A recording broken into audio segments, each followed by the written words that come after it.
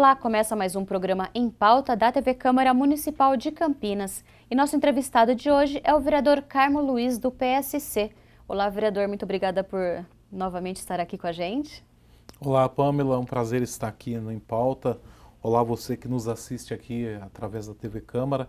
É um privilégio ter você como nosso ouvinte e um privilégio estar aqui com você, podendo tratar um pouquinho do nosso mandato. Bom, o privilégio é nosso, o vereador, do senhor prestar contas do seu mandato aqui para a gente e para os telespectadores da TV Câmara Municipal. Obrigado. E vamos então falar de projetos que ainda tramitam na casa, ainda não foram votados e que o senhor apresentou, né, que são muito importantes também. O senhor é um dos que mais elaboram projetos e é importante que a gente fale da importância deles e do que se tratam.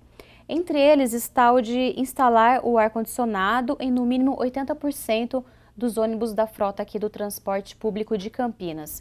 Foi uma demanda da população, vereador, para o senhor chegar a produzir esse projeto? Na verdade é uma demanda da população, é uma necessidade da população. Nós temos um trabalho, eu fui presidente da Comissão de Mobilidade Urbana de Campinas no biênio anterior. Hoje eu participo de uma comissão de estudos específica para implantação do metrô, e nesta mesma comissão nós discutimos também os dois BRTs, tanto do Campo Grande quanto do Ouro Verde. Fazemos parte também de um trabalho, de um projeto que desenvolve o corredor Viracopos, onde nós observamos, Viracopos hoje está transportando em torno de 13 milhões de passageiros, e é uma população na região sudeste ali de quase 300 mil habitantes, e nós estamos preocupados com o corredor, com esses corredores, e nestas discussões observamos que pedir 80% dos ônibus que têm ar-condicionado, Pamela, é até um pouco de... É claro que seria um grande avanço, um enorme avanço, mas é o ideal mínimo, seria 100, né? Mas o a gente sabe mínimo que de dignidade que o usuário deve ter, até pelo preço. Claro. Muitas vezes nós compreendemos que manutenção, todos esses custos fazem com que muitas vezes nós não consigamos entender muito a planilha de custos dessas empresas. Mas é obrigação nossa fazê-lo. Eu tenho absoluta certeza que teremos o apoio de todo usuário, da população usuária, porque o que nós entendemos precisamos repensar o modal de transporte na nossa cidade, não podemos continuar da forma como estamos, porque o usuário de transporte público não tem dignidade absolutamente nenhuma. Em alguns horários, em determinados pontos, existe sim até um conforto, uma certa tranquilidade, dependendo do clima, mas dependendo do dia, do horário, o cidadão realmente é tratado de uma forma indigna, e o nosso projeto vem no sentido realmente de fazer com que essa dignidade seja transformada. Nós também temos um projeto de Hi-Fi dentro dos ônibus, que até saiu uma entrevista no jornal essa semana, que o usuário usa demais o telefone para se comunicar, para adiantar trabalho, para fazer uma série de coisas. E o que nós estamos propondo para a nossa cidade, é claro que em leis, projetos separados, ideias separadas, mas que nós comecemos a olhar para o modal transporte coletivo de forma mais séria, mais eficaz, porque se nós realmente queremos diminuir os carros, nós buscamos realmente que o transporte coletivo seja usado e que possa realmente fazer com que ele faça o papel social dele, é preciso que no primeiro haja dignidade. E um dos pontos é esse, que nós tenhamos pelo menos uma frota de 80% dos veículos com ar-condicionado. É claro, a gente mora num país tropical, né? Então precisa mesmo de... Neste tempo agora, Agora tá nos tranquilo, dias de mas no agora, no calor... outono, no inverno, é bem mais tranquilo.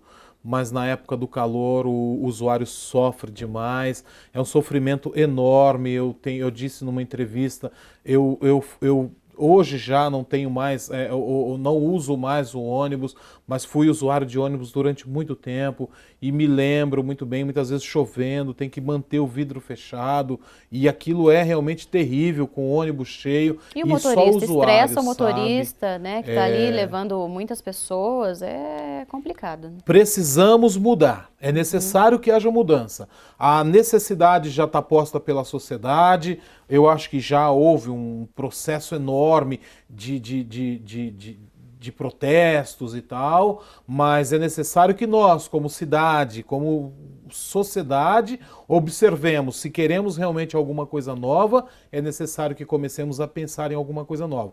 Nós temos o BRT chegando, são 2 linhas de BRT, muito grandes, nós temos o terminal Corredor Viracopos, temos uma comissão de estudos para o metrô na região metropolitana, é necessário que olhemos para o futuro. Nós precisamos de determinar qual é o legado que queremos deixar para o futuro, para os nossos filhos e para os nossos netos. E as sementes que plantarmos hoje serão as colhidas no futuro. Então é necessário olharmos com atenção, observarmos o passado. Eu, como disse, fui usuário de ônibus, sei a dificuldade, tenho recebido demandas, recebo reclamações, as dificuldades em horários, ou seja, os problemas são muito graves para continuarmos fazendo de conta que não está acontecendo nada. É necessário, sim, observarmos juntos com os empresários, a sociedade organizada, todos nós juntos, buscarmos caminhos no sentido de darmos mais dignidade e incentivarmos, porque cada pessoa que tira um carro de casa, hoje eu consegui atravessar Santos Dumont para chegar aqui, eu demorei 1 hora.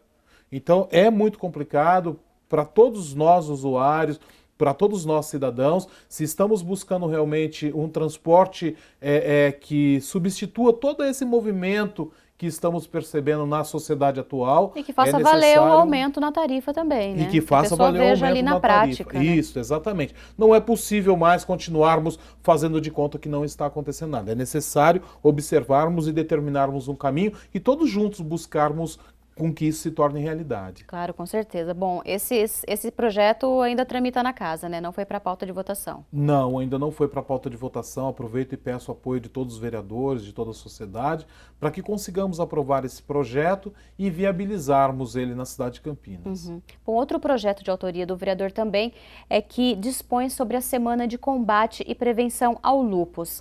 Vereador, essa é uma doença ainda muito desconhecida, né? Pela população, mas que merece a sua devida atenção. É uma doença rara, uma doença desconhecida e extremamente avassaladora, uma doença terrível, na verdade, por todas as suas características, pelo sofrimento da pessoa que contraiu esta doença. Não tem cura, né? Ela não tem uma cura. Então, o nosso objetivo com estas semanas, que tem sido um trabalho do nosso mandato, sempre determinar semanas, porque nós sabemos que quando nós temos uma data, uma meta específica, muitas instituições, muitas instituições ou ONGs, ou até mesmo hospitais, ou até mesmo o governo, faça movimentos no sentido de buscarmos orientar a sociedade, mostrar para a sociedade os caminhos, os acessos a buscar a cura ou a buscar o controle ou até os sintomas da doença. Então todas essas coisas são importantes nessas semanas e somos muito concentrados nessas semanas porque são semanas em que pessoas que estão envolvidas diretamente com o problema, que conhecem do problema, vêm à sociedade, colocam as suas ideias, instruem a sociedade e desta forma a gente vai conseguindo causar menos sofrimento, ou seja, diminuir o sofrimento de quem contraiu essa doença ou tenha contraído e ainda não saiba. Uhum. E bom, foi com esse mesmo objetivo que o senhor protocolou o projeto que institui em Campinas o Agosto Dourado, que é para promover a conscientização quanto ao aleitamento materno? Esse também, Pam. O aleitamento materno, Pamela, ele é um problema ainda social grave.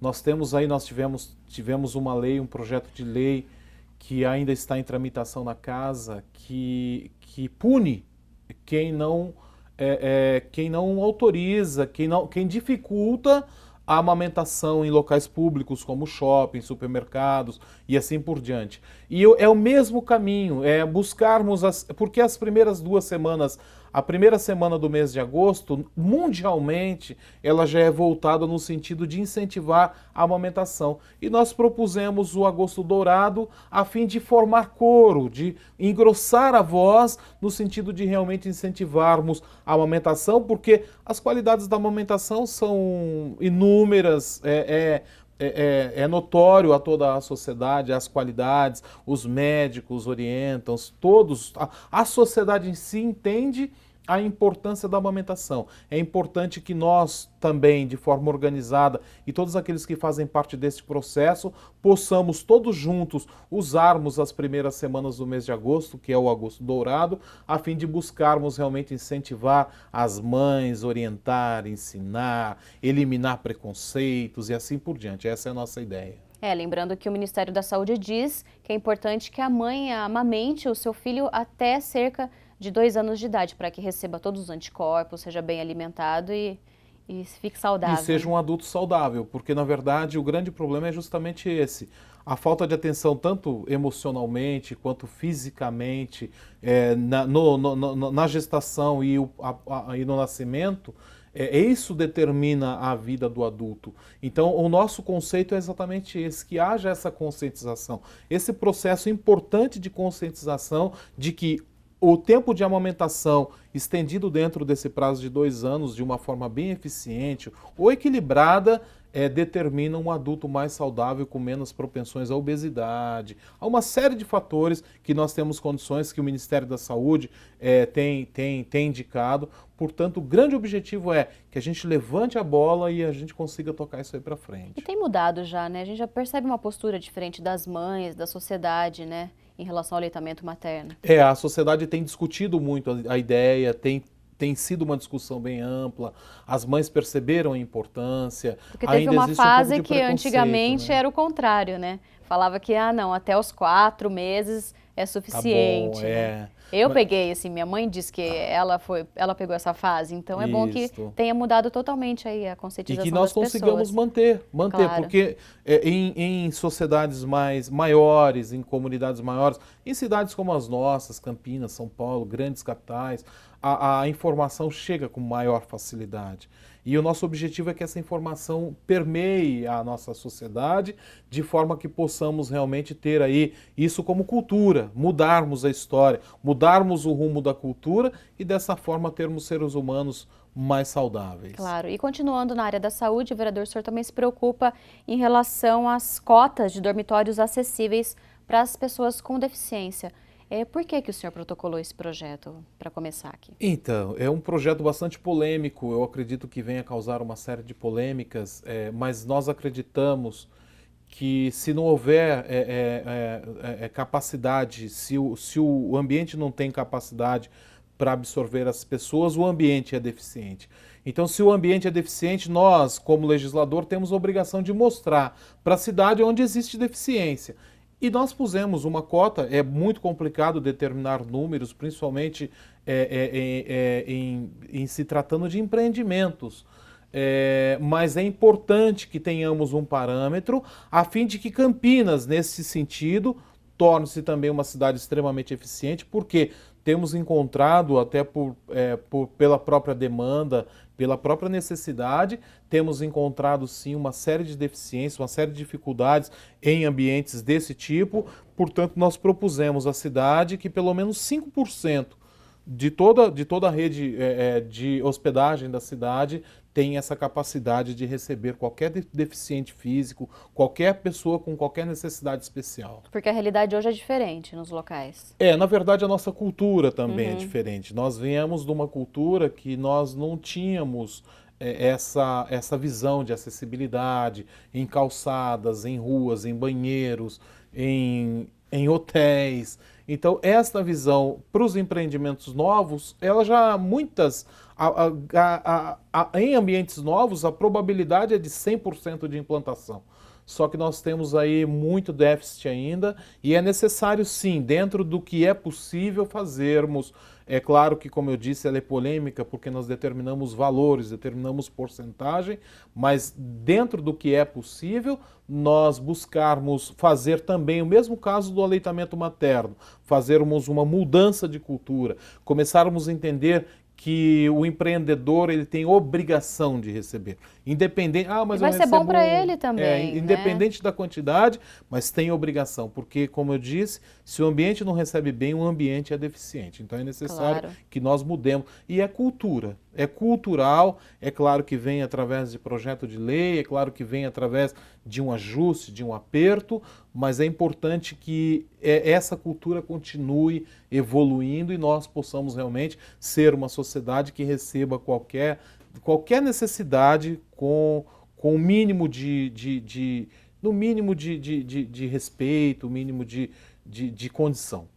O ideal seria que fosse em todos, né? Em hotéis, em cinema, que todos os lugares tivessem instrumentos adaptados para as pessoas portadoras de deficiência, né? Mas a nossa cultura não é assim, né, Pamela? Ainda não é. Nós estamos caminhando nesse sentido. Existem projetos, são projetos que os vereadores aprovam. Bom, por isso a importância do seu trabalho como vereador, né? Entendeu? A sociedade aprova de verdade. É claro que arrumamos aí uma série de polêmicas e muitas vezes até alguns contrastes de ideias. O que muda até sentir na própria pele. Acho que é aí que muda, né? Todo o conceito na cabeça da pessoa. Quando você não tem, né, o problema, você não se preocupa. Então, geralmente é assim, né? E a partir do momento que você observa o problema, ou então você observa alguém vivendo o problema, ou você observa alguém sentindo a dificuldade. Então, a partir disso é que há mudança. E nossa esperança, na verdade, é que haja realmente uma mudança de cultura, que a gente consiga redirecionar a nossa história nesse sentido. Com certeza. Vereador, queria agradecer então a sua presença aqui no programa, parabenizar pelo seu trabalho e que o senhor volte mais vezes aqui para divulgar suas ações. Obrigado, Pamela. É um prazer de novo estar aqui em pauta. E sempre, como disse, um privilégio ter você como nosso ouvinte, de forma que nós possamos realmente trazer um pouquinho do trabalho que nós fazemos na Câmara Municipal. Muito obrigado. E o programa Em Pauta fica por aqui. Se você deseja ver os projetos na íntegra, esses projetos que falamos aqui no programa, você pode acessar o site da Câmara Municipal de Campinas, ir em proposições, procurar pelo vereador Carmo Luiz e ali você tem acesso a todos os projetos e toda a íntegra dessas propostas. Então nós agradecemos mais uma vez a sua companhia e até o próximo programa.